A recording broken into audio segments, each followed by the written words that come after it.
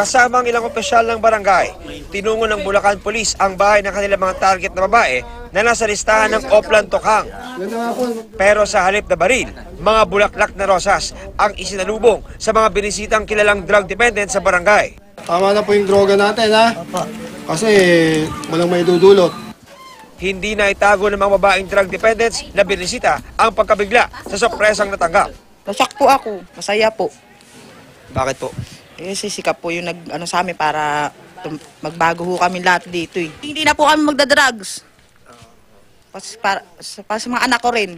Ayon sa Bulacan PPO, kalakip ng kanilang pag-ikot para sa Oplan Tokhang ay minabuti nilang suyuin ngayong araw ng mga puso ang mga babaeng hanggang ngayon ay nadadawit pa rin sa paggamit ng illegal na droga.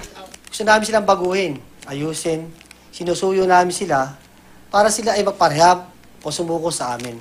Paniwala ng Bulacan Police, sa huli ay malaki ang magiging epekto sa kampanya kontra droga ng probinsya kapag nasagip ang mga ina, tiyahin at anak na babae na lulong sa pinagbabawal na gamot. Tine-encourage po namin na bumalik po sila para po maging maayos lalo yung buhay nila. John Consulta, GMA News.